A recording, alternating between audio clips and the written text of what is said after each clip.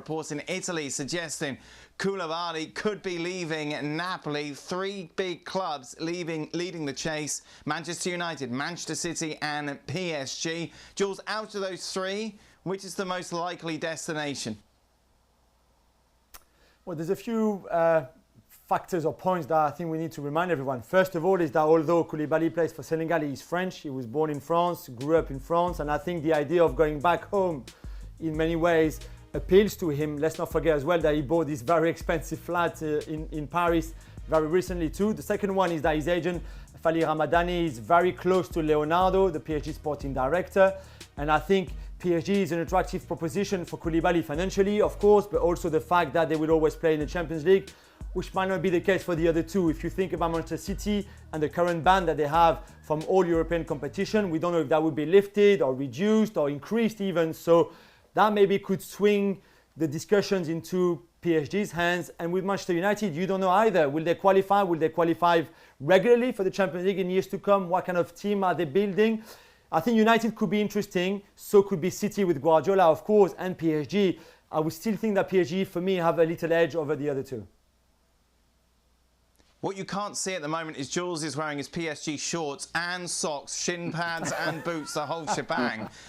Below his waist, today. Obviously. PSG's #1 fan. Craig, where would you choose if you were him? If it was as simple as that? I think it's hard. Well, I haven't bought a very expensive flat in Paris, as you know, so that sort of diminishes that. But it's hard to disagree with what Jules said in terms of the attractiveness of PSG.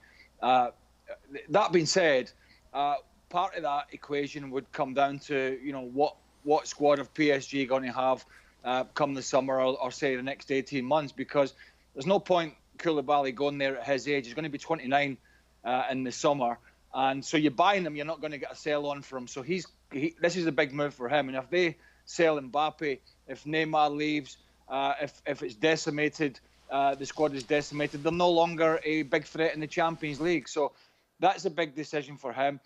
City obviously have their issues in terms of playing in that competition. We don't know what's going to happen. And I'm Man United fans at the moment. Some of them seem to be living in cloud cuckoo land. They think they're all of a sudden the most attractive club in the world again because of the few good games with Bruno Fernandes before the season finished. I've had to remind some of them on social media that before the season's even finished in the Premier League, they're 37 points behind. So that really is, again, something that you have to weigh up. We don't really know what situation Man United Dan will be in, or indeed who they might sign in the summer. Well, thank you very much for watching ESPN on YouTube. For more sports highlights and analysis, be sure to download the ESPN app. And for live streaming, premium content, and let's not forget as well, ESPN FC 7 days a week. Subscribe to ESPN Plus.